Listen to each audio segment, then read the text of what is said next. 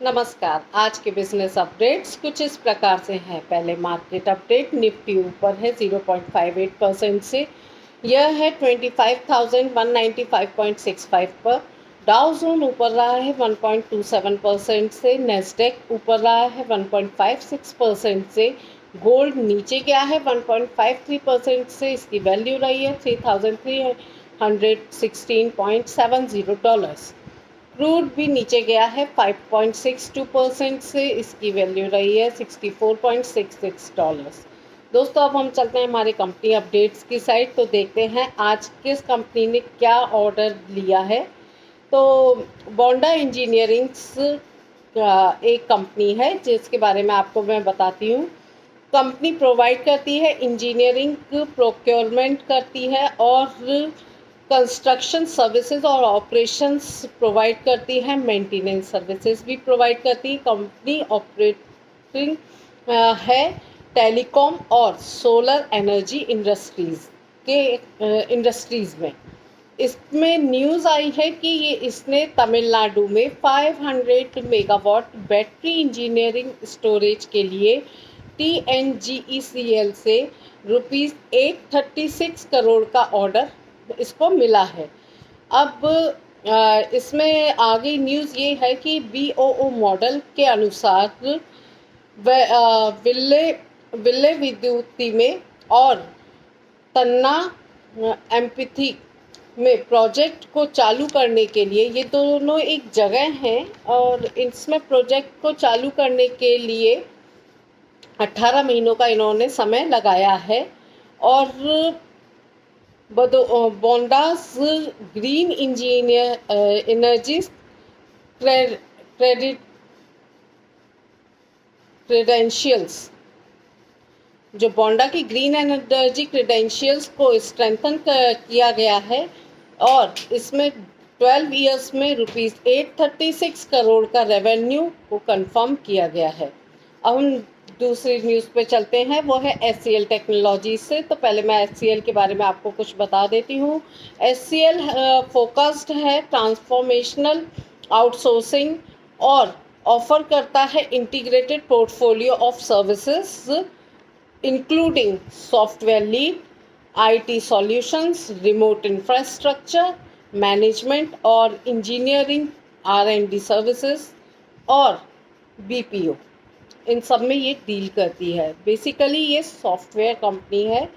और इससे related news ये आई है कि HCL टेक ने AI क्लाउड और डिजिटल ट्रांसफॉर्मेशन सॉल्यूशंस के सह विकास के लिए AMD के साथ स्ट्रेटेजिक अलायंस बनाया है। इस पार्टनरशिप में इंक्लूड है जॉइंट इनोवेशन लैब, वर्कफोर्स रेस्किलिंग तथा उद्यमत उपकरणों, मतलब कि फाइन इक्विपमेंट्स के लिए AMD के एडवांस प्रोसेसर्स और एंटरप्राइजेस टूल्स लगे हैं। यह सहयोग HCL टेक के AI क्लाउड पोर्टफोलियो को मजबूत करता है और ग्लोबल डिजिटल एडॉप्शन का समर्थन करता है। नेक्स्ट न्यूज़ है हमारी साइंस से। इस कंपनी के बारे में आपको बताती हूँ मैं कि company Indian multinational technology company है जो कि फोकस करती है इंजीनियरिंग, मैन्युफैक्चरिंग, डेटा एनालिसिस और नेटवर्क एंड ऑपरेशंस में। अब इसकी न्यूज़ ये आई है कि साइंट और वोडाफोन ने ग्लोबल नेटवर्क कॉन्फ़िगरेशन मैनेजमेंट के लिए AI संचालित, मतलब AI के द्वारा प्रोसेस करे जाने वाला प्लेटफॉर्म VISMON लॉन्च किया है। अब ये क्या करेगा ये मैं आगे आपको बता रही हूँ। यह समाधान मल्टीपल वोडाफोन मार्केट्स में विसंगति का पता लगाने, विसंगति मतलब डिफरेंसेस का पता लगाने और उस पर नज़र रखने और निर्णय लेने की गति को सुधारेगा। मतलब कि आपकी डिसीज़न मेकिंग जो एबिलिटी है उसमें हेल्प करेगा और उसे इम्प्रूव करेगा। और यह टेलीकॉम, AI और इंटेलिजेंट ऑटोमेशन में साइन के विस्तार में एक बड़ा कदम है।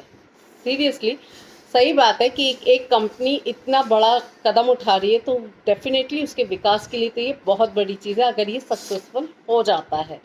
दोस्तों ये तो थे कुछ हमारे कंपनी अपडेट्स। अब मैं चलती हूँ हमारे इंटरनेशनल अपडेट्स की साइड।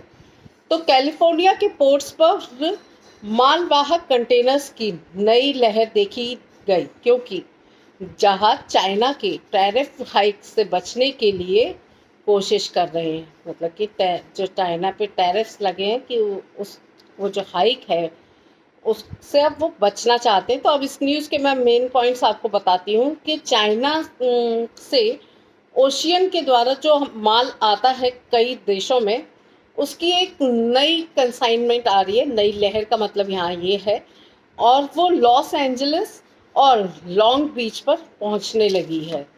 इससे क्या होगा कि चाइना गुड्स को नए सिरे से एक्सपोर्ट करने का उद्देश्य व्यापारिक समझौते के लिए प्रेसिडेंट ट्रंप द्वारा इम्पोज्ड डेडलाइन 12 अगस्त की टाइम लिमिट है तक किसी भी टैरिफ इंक्रीमेंट से बचना है।